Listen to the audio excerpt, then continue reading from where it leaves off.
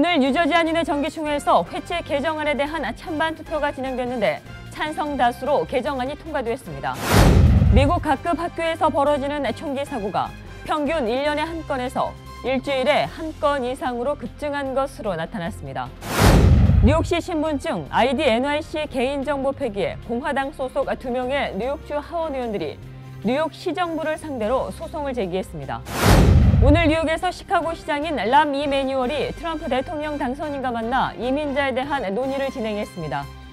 이메뉴얼 시카고 시장은 불법 이민자들을 보호하겠다는 의견을 확고히 했습니다. 뉴욕에서 지난 7월 이후 지카 바이러스 감염에 따른 뇌 손상을 갖고 태어난 신생아가 5명에 이른 것으로 나타났습니다.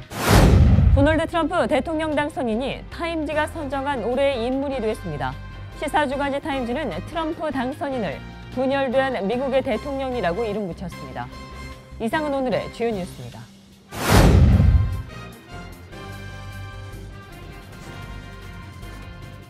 SBI융자 전문은행 뉴밀레니엄뱅크가 홈모기지 융자를 시작했습니다.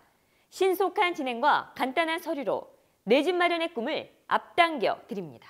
Member of FDIC and Equal Housing Lender.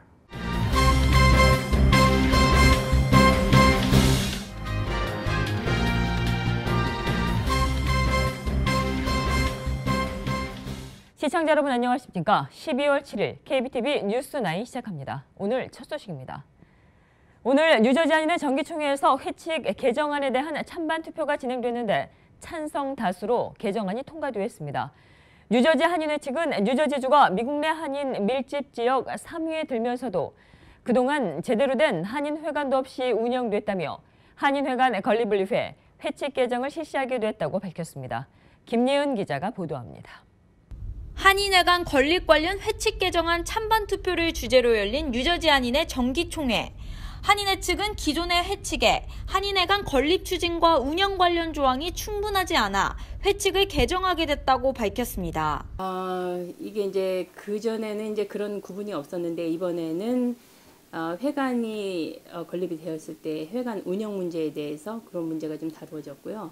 그리고 전에는 회장이 좀 거의 단독으로 한인 회관에 대해서도 그 운영 자금에 대해서 관여를 하게 돼 있는데 이번에는 위원장하고 또 여러 그 위원들 9명으로 구성된 위원들의 그 사인을 다 받아서 회관 그 건립 기금이 사용되게 그런 걸로 했고. 뉴저지 한인회는 회관 건립에 따른 구체적 내용이 담긴 회칙 개정안을 통해 투명성을 내세운 한인회로 거듭나겠다며 앞으로 보다 많은 뉴저지 한인들의 참여를 이끌겠다고 각오를 다졌습니다. 이번 총회를 통해서 좀 더 한인의 회칙이 투명하게 모든 분들한테 좀 전달이 되었으면 좋겠다는 그런 바람이고 또 저희가 앞으로 이제 계획하는 뉴저지 한인회관 이제 동포회관이 될 텐데 동포회관 관리 차원에서 앞으로 여러 가지 잡음을 없애자는 그런 취지에서 처음에 시작을 했습니다. 그래서 좀 신선한 바람으로 그렇게 좀 받아들였으면 좋겠고 그리고 많은 분들이 앞으로도 뉴저지 한인회 일을 하는데 좀 참여를 하시고 그리고 발전적인 것에 대해서 의견도 좀 내주시고 그랬으면 하는 바람입니다. 한편 이날 실시된 회칙 개정안 찬반 투표는 총 101표 가운데 100표의 찬성표를 얻어 무난히 통과됐습니다. 기존 회칙은 한인회 건립기금 마련과 운영을 두고 회장의 권한이 컸던 반면 이날 통과된 새 회칙은 회장의 권한이 축소됐습니다. KBTV 김예은입니다. 미국 각급 학교에서 벌어지는 총기 사고가 평균 1년에 한 건에서 일주일에 한 건 이상으로 급증한 것으로 나타났습니다. CBC 방송이 샌디욱 초등학교 총기 난사 사건 사주기를 맞이해 7일 전한 내용을 보면 샌디욱 사건 이후에도 총기 사고는 줄지 않고 더욱 증가한 것으로 집계됐습니다. 보스턴 대학 의대 빈두 켈리선 교수가 이끈 연구팀은 2013년에서 2015년 미 전역의 학교에서 발생한 총기 사건과 원인을 정리해 상해 예반 온라인판에서 최근 공개했습니다. 이 보고서에는 2013년도에는 35건, 2014년도에는 55건, 2015년도에는 64건으로 3년 사이에만 총 154건의 학교 총기 사건이 터졌습니다. 2015년 수치는 한 해를 52주로 볼 때 미 학교 중 어디에선가 일주일에 한 건 이상 총기 사고가 나고 있음을 보여줍니다. 1966년에서 2008년도에 보고된 학교 총기 사건 수가 44건에 불과해 1년에 1건 정도였던 것에 비춰보면 큰 폭의 상승입니다. 뉴욕시 신분증 ID NYC 개인정보 폐기에 공화당 소속의 2명의 뉴욕주 하원 의원들이 뉴욕 시정부를 상대로 소송을 제기했습니다. 공화당 니콜 말리오타키스와 론 카스토리나는 뉴욕시 개인정보 폐기는 뉴욕주 공개법에 위배될 뿐만 아니라 이 신분증을 가진 이가 범죄를 저질렀을 경우 용의자 추적에도 상당한 어려움을 겪게 된다고 주장하고 있습니다. 빌 드블라주 뉴욕시장은 도널드 트럼프 대통령 당선인이 불법 체류자 추방 단속을 예고하자 ID NYC 개인정보를 전량 폐기하는 방안을 고려 중이라고 밝힌 바 있습니다. 현재 ID NYC 신청자들의 수는 90만 명 이상으로 추산되고 있습니다. 오늘 뉴욕에서 시카고 시장인 람 이메뉴엘이 트럼프 대통령 당선인과 만나 이민자에 대한 논의를 진행했습니다. 이메뉴엘 시카고 시장은 불법 이민자들을 보호하겠다는 의견을 확고히 했습니다. 한편 어제 뉴욕에서도 불체자 보호도시 결의안이 발의되면서 트럼프 당선인의 강력한 이민 정책에 반기를 드는 도시가 늘어 강경했던 트럼프 이민 정책이 완화될 것이라는 의견도 나오고 있습니다. 보도에 김예은 기자입니다. 트럼프 당선인과 회동을 마치고 나오는 람 이메뉴엘 시카고 시장. 오늘 뉴욕 트럼프 타워에서 두 사람 사이의 이민자들에 대한 논의가 이뤄졌습니다. I was clear about where I stood and other mayors stood on immigrants, that we welcome them because they are achieving and striving for the American dream. 불법 이민자들에게 관용주의를 펼쳐온 람 이메뉴엘 시카고 시장은 트럼프 당선인과의 회동 이후에도 이들을 보호하겠다는 뜻을 확실히 했습니다. 그는 이날 회동에서 14개 주 시장들과 함께 공동 서명한 불법 체류 청년 추방 유예, 다카에 해당하는 학생들을 보호하는 내용의 서명서를 트럼프 당선인에게 전달했다고 밝혔습니다. 더불어 시카고가 불체자 보호 도시, 일명 생추어리 시티임을 강력히 전달했습니다. I also spoke out strongly about what it means to be a sanctuary city where we support and secure the people that are here, like my grandfather who came to the city of Chicago as a 13-year-old 100 years ago.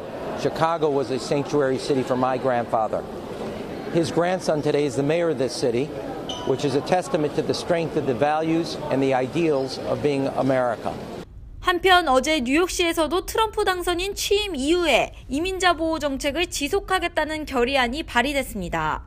트럼프의 강경 이민 정책에 반대하며 시카고를 포함한 뉴욕, LA, 샌프란시스코 등 대도시들이 불법 이민자들을 보호하겠다며 나서 트럼프 당선인의 이민 정책에 어떤 변화가 있을지 귀추가 주목되고 있습니다. KBTV 김예은입니다. 한편 도널드 트럼프 대통령 당선인이 대표적인 강경 이민 공약인 불법 체류 청년 추방 유예, 다카 행정 명령 폐지의 공약의 변경 가능성을 시사했습니다. 트럼프 당선인은 7일 시사주간지 타임에 올해의 인물 선정을 계기로 이 매체와 한 인터뷰에서 우리는 드리머들이 행복하고 자랑스러워할 해결책을 마련할 것이라고 말했습니다. 트럼프 당선인은 이 인터뷰에서 드리머가 처한 현실에 공감하기도 했습니다. 그러나 트럼프 당선인은 이와 관련한 구체적인 해결책을 언급하지는 않았으며 다카 행정명령을 폐지하겠다는 대선 공약에서 물러서지도 않았다고 전했습니다. 드리머는 불법 이민자의 자녀들을 말하는 용어로 버락 오바마 행정부가 아메리카 드림을 꿈꾸는 아이들이라는 긍정적인 의미를 담고 있습니다. 오바마 대통령은 2012년 불법 체류 청년의 추방을 유예하는 내용의 다카 행정명령을 발동했습니다. 그러나 현행법상 불법 체류자 신분인 드리머는 취임 후 다카 행정명령 폐지를 공약한 트럼프가 대통령에 당선되면서 다시 체포와 추방 위협에 처하기도 했습니다. 뉴욕에서 지난 7월 이후 지카 바이러스 감염에 따른 뇌 손상을 갖고 태어난 신생아가 5명에 이르는 것으로 나타났습니다. 뉴욕시 보건당국은 지난 7월 뉴욕시 한 병원에서 지카 바이러스 감염 산모가 소두증 아기를 낳은 첫 사례가 보고된 후 이날까지 최소 4명의 신생아가 추가로 지카 바이러스와 관련된 뇌 발달 장애를 갖고 태어났다고 7일 밝혔습니다. 또 다른 8명의 신생아도 지카 바이러스의 양성 반응을 보였으나 소두증의 증상은 나타나지 않았다고 당국은 설명했습니다. 뉴욕에서는 현재까지 8,000명의 시민이 지카 바이러스 검사를 받았고 12% 정도인 962명이 양성 반응을 보였습니다. 이 중 임신부는 325명이었습니다. 감염자의 대부분은 여행 지역에서 지카 바이러스에 감염된 것으로 밝혀졌지만 6명은 지카 창궐 지역을 여행한 사람과의 성관계로 감염된 사례였습니다. 퀸즈보로청이 뉴욕한인 봉사센터에 노인 급식 배달 차량 2대를 지원합니다. 그동안 KCS는 미니밴으로 급식을 제공했었습니다. 이번에 퀸즈보로청이 제공한 차량은 음식 배달 전용 차량로 보온 시스템이 갖춰졌습니다. KCS는 이번에 지원받은 2대의 차량 이외에도 1대를 더 마련해 총 3대의 음식 전문 차량을 운영한다는 계획입니다. 현재 KCS는 홈바운드 밀이라고 불리는 프로그램을 운영, 퀸즈 지역에 거주하고 있는 저소득층 노인들의 가정에 식사를 무료로 배달하고 있습니다. 뉴저지 포트리타운이 무료 주차 프로그램을 운영합니다. 연말을 맞아 시행되는 이 프로그램은 오는 12일부터 내년 1월 1일까지 타운 내 무료 주차를 제공하는 것입니다. 단 포트리 메인 스트리트 인근의 공영 주차장은 최대 3시간까지 무료로 주차할 수 있습니다. 도널드 트럼프 대통령 당선인이 타임지가 선정한 올해의 인물이 되었습니다. 시사주간지 타임지는 트럼프 당선인을 분열된 미국의 대통령이라고 이름 붙였습니다. 윤나리 기자가 보도합니다. 도널드 트럼프 대통령 당선인이 시사주간지 타임지에 올해의 인물로 선정됐습니다. 타임지는 오늘 발간한 잡지 표지에 본래 올해의 인물은 좋은 쪽이든 나쁜 쪽이든 올해 여러 가지 일들에 가장 큰 영향을 준 사람을 뽑는다고 설명한 뒤 트럼프 당선인이 의자에 앉아 뒤돌아보는 사진을 실었습니다. 또 부제에 유나이티드 스테이츠 오브 아메리카가 아닌 디바이디드 스테이츠 오브 아메리카라고 언어 유희로 풍자한 문장을 적어 트럼프 당선인을 분열된 미국의 대통령이라고 소개했습니다. You know, what we're saying here essentially is this is someone who was influential, and we note very much in the story, we note on the cover actually, where we call him the president of the divided states of America. 타임즈 낸시 깁스 편집장 역시 트럼프처럼 정형화되지 않은 독특한 방식으로 여러 가지 행사에 큰 영향을 주는 사람은 보지 못했다며 한 개인이 기존 규칙과 기준을 깨뜨리고 대선에서 승리함으로써 공화 민주 양당에 타격을 줬다고 말했습니다.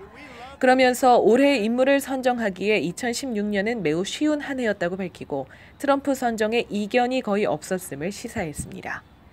타임지는 1927년 미국 비행사인 찰스 린드버그를 첫 주자로 매년 올해의 인물을 선정해왔습니다. 1975년에는 미국의 여성을 선정한 것을 비롯해 1988년 위기에 처한 지구, 2006년 당신, 2011년 시위자 등과 같이 불특정한 인물 혹은 대상을 뽑은 경우도 있었습니다. 트럼프는 90번째 올해의 인물이 됐습니다. 한편 트럼프 당선인은 올해 인물 선정에 대해 매우 영광이며 의미 있는 일이라고 소감을 밝혔습니다. KBTV 윤나리입니다. 지난해 1월 워싱턴 DC의 국회의사당을 습격해 버락 오바마 대통령의 암살을 계획했었던 남성이 어제 징역 30년형을 선고받았습니다. 신시내티 연방법원은 오바마 대통령을 암살하기 위해 의사당 공격 계획을 세운 혐의로 체포된 22살 남성 크리스토퍼 리 코넬에 대해 징역 30년형을 선고했습니다. 당시 FBI는 코넬의 자택에서 파이프 폭탄과 탄약 600발, 반자동 라이플 총 등을 압수했습니다. 코넬은 급진 순위파 무장 세력 이슬람 국가 IS의 온라인 선전 활동에 매료돼 IS의 충성을 맹세한 개인 추종자로 알려졌습니다. 그는 어제도 법정에서 판결을 받은 뒤 재판관이 아니라 알라가 통치한다고 소리치는 모습을 보이기도 했습니다. 오늘 한국은 대설인데요. 뉴욕과 뉴저지 등 트라이스테이트에는 아직까지 이렇다 할 눈 소식은 없는 상황입니다. 하지만 올겨울은 평년보다 더 많이 또 더 자주 눈이 온다는 예보입니다. 기상예보센터는 지난 겨울 평균인 25인치보다 조금 더 많은 32인치의 눈이 왔지만 이는 지난 1월에 늦게 내린 눈보라의 영향이라고 밝혔습니다. 또 이번 겨울은 한두 번 눈폭풍이 왔던 지난해 겨울과는 달리 여러 번에 걸쳐 눈이 내릴 것으로 내다봤습니다. 뉴욕이 세계 주요 7개 도시 중에 LTE 속도가 가장 느린 곳으로 조사됐습니다. 한국에 비해서는 5배가 느렸습니다. 7일 한국통신사업자연합회가 뉴욕과 토론토, 런던, 파리, 프랑크푸르트, 도쿄, 홍콩 등 7개 주요 도시에서 광대역 LTE와 음성통화 품질을 조사한 결과 뉴욕의 LTE 다운로드 속도가 23.59 Mbps로 조사 대상 중에 가장 낮았습니다. 이어 파리, 런던, 홍콩 순으로 나타났고 다운로드가 가장 빠른 도시는 토론토로 55.47 Mbps였습니다. 한편 한국의 평균 다운로드 속도는 지난해 한국의 미래창조과학부 조사에서 117.51 Mbps로 나타났습니다. 뉴욕의 5배, 이번 조사에서 가장 빠른 도시로 조사된 토론토보다도 2배가 빠른 것입니다. 계속해서 한국 소식 이어집니다. 이번에 한국 내에서 발생한 조류 인플루엔자 AI가 3주 만에 사실상 전국으로 확산하면서 사상 최대 피해가 우려되고 있습니다.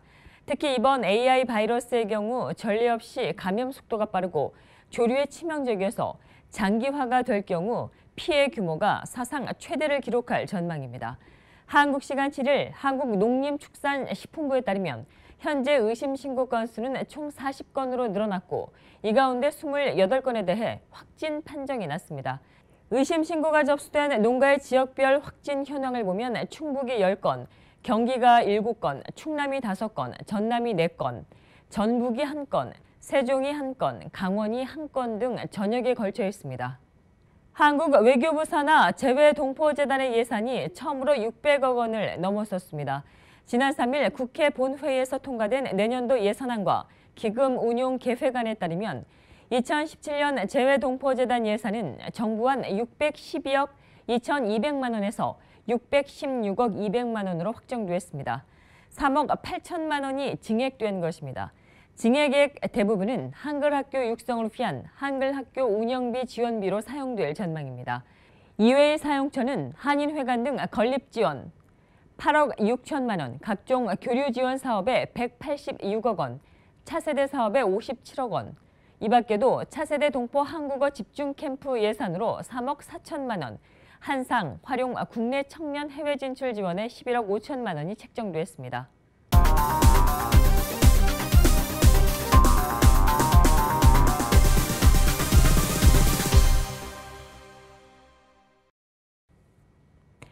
어제 민권센터 주최로 이민자 권익 설명회가 열렸습니다. 어떤 내용들이 오갔는지 민권센터 차주범 선임위원님과 전화로 연결해 듣겠습니다. 먼저 이번 설명회에서 가장 중요한 또 강조된 부분에 대해 듣겠습니다. 네, 트럼프 당선인이 오는 1월 20일에 이제 취임하게 될 텐데요. 그가 후보 시절에 많은 반이민적인 공약들을 공언했기 때문에 우리 한인 커뮤니티도 지금 향후 이민 정책의 향방에 대해서 상당한 염려를 가지고 기다리고 있습니다.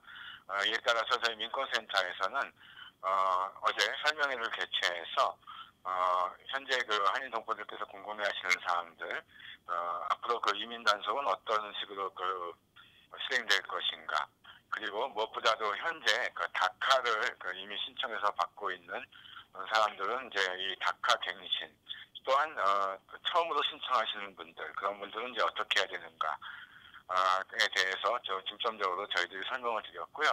또 만약의 경우에 이민단속국 직원이 이민 단속을 위해서 방문을 하거나 그랬을 때 어떻게 대처해야 되는가, 그런 내용들을 가지고 저희 민권센터 권익공호팀과 이민 변호사가 자세하게 설명해 드렸습니다.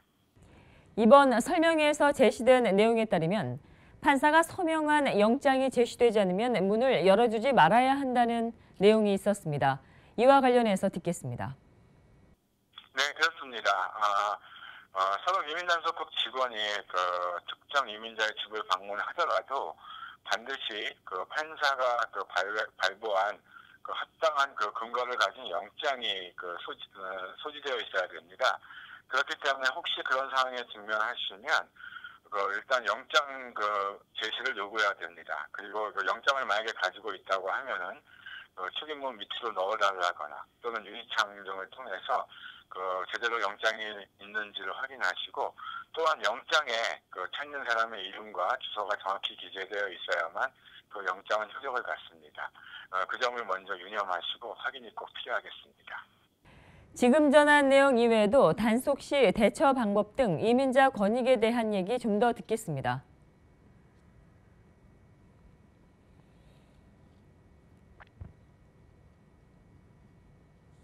네, 이민 단속 요원을 증명하셨을 때도 미국에서 헌법적으로 보장한 기본권이라는 게 있습니다. 그러니까 그 기본권을 행사하시면서 본인의 권리를 최대한 지키셔야 되는데요. 일단은 묵비권의 권리가 있죠. 이민단속국 직원은 당연히 뭐 이런저런 질문을 할 텐데요. 본인의 어떤 출생지나 또는 뭐 이민신분 여부 그런 거에 대해서 일체 대답할 필요가 없습니다. 혹시 질문을 하더라도 묵비권을 행사하겠다고 얘기하고 만약에 연행이나 그런 과정이 만약에 펼쳐진다면 반드시 이민 변호사를 먼저 선임하고 이민 변호사와 컨설팅, 상담을 받고 질문에 답변을 줄 수 있다라면서 시종일관 묵비권을 행사하실 권리가 있습니다. 또한 본인의 이민 신분을 밝힐 필요가 없고요. 혹시 이민 단속국 요원이 식구 중에 한 명을 찾는데 집에 없다면 식구의 소재나 그런 거에 대해서도 굳이 말할 필요는 없습니다. 계속해서 불체 청년 추방 이후에 다카 프로그램에 대한 얘기를 나눠보겠습니다. 갱신할 경우 빨리 해야 하는 것으로 알려졌는데요. 관련해서 얘기 듣겠습니다. 네, 다카는 2012년 시행된 이래로 현재까지 70만 명이 넘는 서류 및 청소년 청년들이 승인을 받아서 혜택을 가지고 있습니다. 트럼프 대통령 당선인은 후보 시절에 오바마 대통령이 발표했던 모든 행정명령을 무효화하겠다고 공언을 했지만 실제로 1월 20일 취임 이후에 이 다카를 무효화할지는 좀 더 지켜봐야 되고요. 만약에 다카를 무효화시킨다면은 그 즉시 현존하는 모든 다카를 무효화시키는 방식이 될 수도 있고 아니면 다카 갱신을 이제 접수하지 않는 방식이 될 수도 있습니다. 그렇기 때문에 현재 다카 신청이나 갱신을 준비하고 계시는 분들은 앞으로의 향방을 좀 더 지켜보고 이제 확실한 정보를 가지고 이제 행동을 하셔야 될 텐데요. 지금 시점에서 말씀드릴 수 있는 거는 지금까지 다카를 한 번도 신청하지 않으신 분들, 그러니까 나이가 아직 되지 않아서 신청을 하지 못했으나 이제 곧 신청을 이제 앞두고 있으신 분들은 일단은 저희 민권센터에서는 보류하기를 권고합니다. 왜냐하면은 다카 처음 신청하는 경우에는 케이스가 승인까지 현재 9개월에서 많게는 1년까지도 걸립니다. 그렇기 때문에 본인의 개인정보를 전부 제출한 상태에서 다카가 전혀 승인이 되지 않는데 혹시라도 다카에 관한 조치가 변경이 된다면은 신청을 해도 승인을 받지 못하고 또 괜히 개인정보만 제출하고 또한 신청비 465달러만 낭비하는 그런 결과가 초래될 수 있습니다. 그렇기 때문에 지금까지 한 번도 다카를 신청하지 않으신 분들은 다카 신청을 좀 자제해 주시길 저희는 권고하고 있고요. 이미 다카를 신청해서 갱신까지도 하고 현재 다카 혜택을 가지고 계신 분들은 하루속히 갱신을 하는 것이 좋습니다. 이미 이분들은 미 이민 업무국에 개인 신상 정보를 제출한 상태이기 때문에 그와 관련해서 부가적인 위험 요소가 없습니다. 그러니까 오히려 이런 분들은 빨리 다카 갱신을 신청을 해서 저는 2년간 유효한 노동허가증을 다시 받을 수 있기 때문에 신청을 하는 것이 좋습니다. 미 이민 업무국에서는 지금까지 획이 150일 이전, 그러니까 5개월 이전쯤 시점부터 갱신 신청을 하라고 가이드라인을 통해서 안내하고 있었습니다.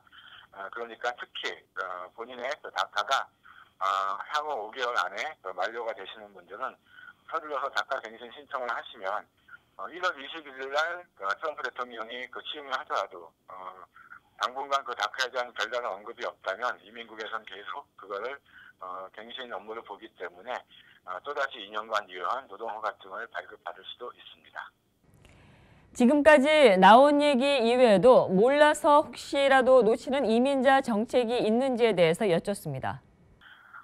네, 제가 추가로 이제 말씀드리고 싶은 거는 현재 트럼프 대통령이 취임한 이래로 쿠오모 뉴욕 주지사와 드 블라지오 뉴욕시장은 우리 뉴욕은 생츄어리 시티다. 그러니까 이민자를 보호하는 그런 정책을 기조로 한 이민 정책을 실시하고 있다고 발표하고 이민자들을 보호하겠다는 의지를 표명했습니다. 구체적으로는 이제 뉴욕시 정부 같은 경우에는 그 이민 신분에 상관없이 그 여러 가지 이민자들이 이용할 수 있는 공공의료, 교육이나 기타 그 뉴욕시 신분증까지 포함한 여러 가지 서비스를 지금 제공하고 있습니다. 특히 그 뉴욕시 정부 같은 경우에는 그 블룸버그 시장 시절에 발표했던 행정명령 120에 근거해서 주요 시정부 기관이 그 언어 서비스를 제공하고 있습니다. 한국어도 포함되죠. 그렇기 때문에 그 시정부가 제공하는 프로그램들을 좀 적극적으로 이용하실 필요가 있겠고요. 현재 시정부가 어떠한 그 이민 서비스를 제공하고 있는지에 대한 정보가 필요하시면 저희 그 민권센터 웹사이트에 가면 저희가 그 뉴욕 시정부 뉴욕 시장실에서 발행한 한 페이지짜리 주요 서비스를 정리한 그런 다큐멘터리를 저희가 저희 민권센터 웹사이트에 올려놓았습니다. 그걸 또 참고하셔도 되겠습니다. 지금까지 이민자 권익 옹호단체인 민권센터의 차주범 선임위원과 함께했습니다.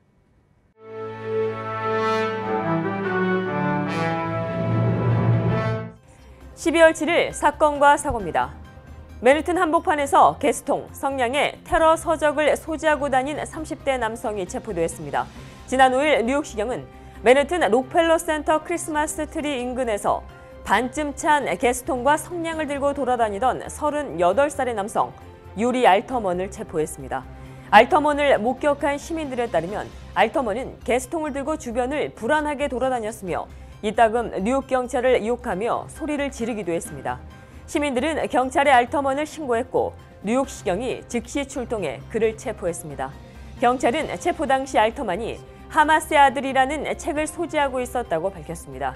이 책은 모삽 하산 유세프가 쓴 저서로 이 책의 저자는 팔레스타인 무장정파 하마스의 창설 멤버인 셰이크 하산 유세프의 아들입니다. 책에는 모삽 유세프의 삶과 그가 테러리스트가 되는 과정이 담겨 있습니다. 경찰은 알터먼에게 테러 위협과 공무집행방해, 풍기문란 등의 혐의를 적용했습니다. 그는 이전에도 무임 승차와 폭행, 공무집행방해 등으로 체포된 기록이 있습니다. 다만 경찰은 알터먼이 실제 테러를 일으킬 계획은 없던 것으로 추정했습니다. 어제 브루클린에서 도로 한복판에 거대 싱크홀이 생겨 학교 통학 버스 운전자가 부상을 입는 사고가 발생했습니다. 이날 오후 4시 30분쯤 윈저 테라스의 5에비뉴와 6에비뉴 사이 23가 차도에서 학교 버스가 지나던 중에 갑자기 땅이 푹 꺼졌습니다. 이 같은 싱크홀 발생으로 학교 버스 운전자는 경상을 입어 병원으로 후송됐습니다. 사고 당시 학교 버스의 학생들은 없었던 것으로 알려졌습니다. 만일 학생들이 탑승해 있었다면 자칫 사고로 이어질 수 있는 아찔한 순간이었습니다. 뉴저지 버클리 타운십에선 한 남성이 배달부를 가장해 한 노부부의 집에 침입하는 사건이 발생했습니다. 어제 오후 5시 30분쯤 후드티와 장갑을 착용한 용의자 남성이 택배 배달 직원인 행세를 하며 노부부의 집 현관문을 두드렸습니다. 이후 두 남성이 노부부의 집으로 침입해 그들을 묶어 움직이지 못하게 하고 총으로 위협한 뒤 절도 행각을 벌였습니다. 2명의 절도 용의자들은 어두운 색 세단차를 타고 그대로 도주했습니다. 다행히 노부부는 다치지 않은 것으로 알려졌습니다. 뉴욕시경이 브롱스 델리 가게 절도 사건에 두 용의자를 공개 수배하고 나섰습니다. 어제 자정이 지난 새벽 시간 베인브리지 애비뉴의 익스프레스 델리에 2명의 용의자가 들어와 가게 종업원들을 총으로 위협한 뒤 돈을 요구했습니다. 용의자 2명 중 1명이 계산대에서 $2,000의 현금을 빼내고 종업원들의 휴대폰 등을 훔친 뒤 도주했습니다. 경찰은 이들이 베인브리지 애비뉴 북쪽 방향 도로로 도주한 것으로 보고 있습니다. 용의자는 검은 후드 재킷에 검은 바지를 입은 2명의 흑인 남성이라고 덧붙였습니다. 뉴욕시경은 브롱스 델리 가게 절도 용의자와 관련해 시민들의 제보를 기다리고 있습니다. 커네디컷의 노익 경찰이 영화 스크림에 마스크를 쓰고 은행을 턴 한 명의 강도를 수배 중입니다. 어제 오후 2시경 커네디컷 660 메인 애비뉴의 퍼스트 카운티 뱅크에 들어선 용의자는 금전 출납 텔러에게 돈을 내놓으라고 말했습니다. 용의자는 스크린 마스크 이외에도 검은색 재킷을 입고 있었으며 검은색 장갑과 검은 반지, 하얀색 신발을 착용하고 있었습니다. 피부를 모두 가려 명확하지는 않지만 노익 경찰 당국은 목격자들의 여러 진술을 토대로 용의자가 백인일 것으로 추정하고 있습니다. 크리스마스를 기념해 집을 예쁘게 장식해 놓으신 분들이 많으실 텐데요. 특히 전구를 집 밖에 꾸며 놓으신 분들 화재에 유의하셔야겠습니다. 롱아일랜드에서 월요일 밤 화재가 발생했습니다. 다행히 인명피해는 없었지만 집 한 채가 모두 전수됐습니다. 소방당국은 집 밖을 꾸미는 장식용 전구가 화재를 일으켰다고 설명했습니다. 계속해서 오늘의 주요 단신과 커뮤니티 브리핑 이어집니다. 인도네시아 서부 아체주 해안에서 현지 시간 7일 오전 5시께 규모 6.5의 강진이 발생해 최소 92명이 숨지고 약 300명이 부상하는 등의 피해가 속출했습니다. 특히 이날 강진으로 무너진 건물 잔해에 주민들이 매몰된 데다 부상자 중에 일부가 위중한 상황이어서 희생자 수는 더욱더 늘어날 것으로 우려됩니다. 치트랄에서 수도 이슬라마바드로 향하던 파키스탄 항공 여객기가 파키스탄 북부에서 오늘 아침에 추락했습니다. 항공 관제사들은 현지 시각으로 오늘 오전 4시 30분 조종사가 조난 신고를 보낸 것을 끝으로 항공기와의 신호가 끊겼다고 밝혔습니다. 그로부터 12분 뒤에 4시 42분 비행기가 추락한 것으로 보입니다. 이로 인해 탑승자 전원이 사망한 것으로 추정됩니다. 여객기는 이슬라마바드의 카이퍼 파크 퉁크와 주 하벨리안 산간 지역에 추락한 채 발견됐습니다. 도널드 트럼프 대통령 당선인이 7일 국토안보부 장관의 해병대 장성 출신으로 남부 사령관을 지낸 존 F 켈리를 낙점했습니다. 켈리 전 장관은 현재 개인 업무차 외국에 체류하고 있으며 이 때문에 트럼프 당선인의 공식 지명 발표는 내주에 이뤄질 것으로 알려졌습니다. 켈리 전 사령관은 제1해병 원정군 사령관으로 이라크 전쟁에 참전했고 남부 사령관을 끝으로 45년간의 군 생활을 마무리했습니다. 내년 1월 퇴임하는 버락 오바마 대통령이 마지막 안보 연설에서 도널드 트럼프 대통령 당선인을 겨냥한 듯 테러리즘 위협에 맞서 영리한 전략이 필요하다고 강조했습니다.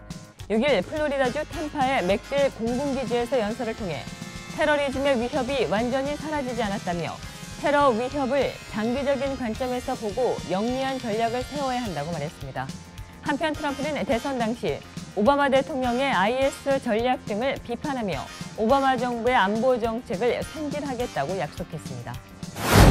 트럼프 대통령 당선인은 내년 1월 20일 취임식에 기업가 큰손들이 속속 지갑을 열고 있습니다.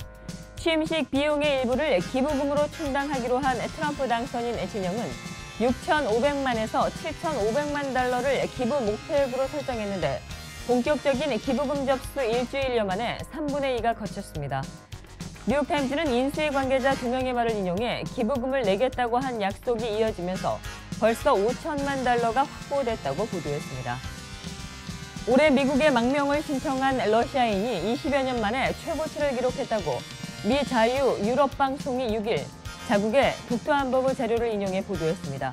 이 보도에 따르면 지난 9월 말까지 1년 동안 러시아인이 미국에 도피처를 요청한 건수는 1,912건으로 소련이 붕괴된 3년 뒤인 지난 1994년 2,127건을 기록한 이후에 최대치로 나타났습니다. 올해 미국에서 가장 큰 인기를 끈 아기 이름은 남자아이인 경우는 잭슨, 여자아이인 경우는 소피아인 것으로 조사됐습니다. 베이비센터의 최신 자료에 따르면 잭슨과 소피아가 요즘 젊은 층 부부들이 선호하는 남녀의 아기 이름으로 각각 꼽혔습니다. 베이비센터는 40만 쌍의 등록 회원들에게 자녀의 이름을 물어 이 같은 결과를 얻었습니다. 108년 만에 월드시리즈에서 우승하며 최고의 인기를 구가하고 있는 미 프로야구 시카고 컵스의 주가가 치솟고 있습니다. 컵스 구단은 6일 연간 회원권 소비자들에게 재구매 의사 확인 메일을 보내 내년 시즌 홈경기 입장권 가격이 평균 19.5%가 인상된다고 밝혔습니다.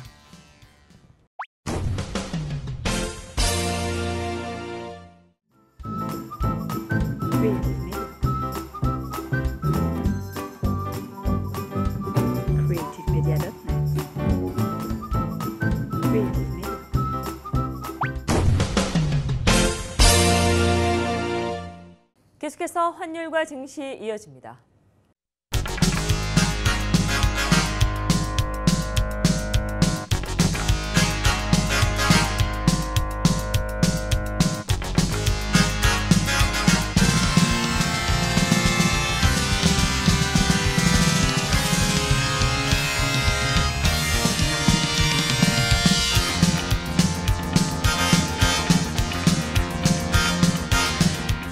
뉴욕과 뉴저지 지역의 날씨 알아봅니다.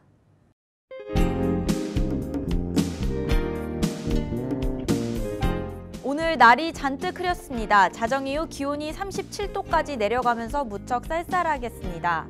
내일도 오전 중에 구름량 많아 흐리다가 낮부터 하늘이 점차 갤 것으로 보입니다. 이후 저녁에는 맑은 하늘 드러나겠습니다. 낮 기온은 46도로 오늘과 비슷하겠고 밤에는 32도로 오늘보다 춥겠습니다. 금요일인 모레는 극지방의 한기가 남하하며 뉴욕의 추위가 절정에 달할 것으로 예상됩니다. 이날 낮 기온은 41도, 밤에는 26도까지 내려가겠습니다.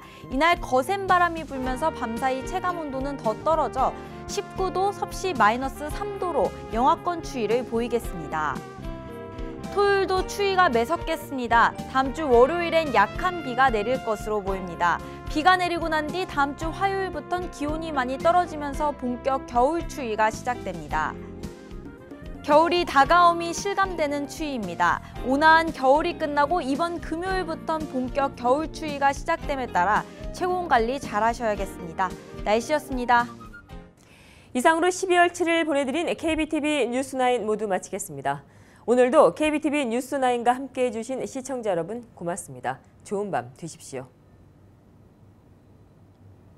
SBI융자 전문은행 뉴밀레니엄뱅크가 홈모기지 융자를 시작했습니다. 신속한 진행과 간단한 서류로 내 집 마련의 꿈을 앞당겨 드립니다.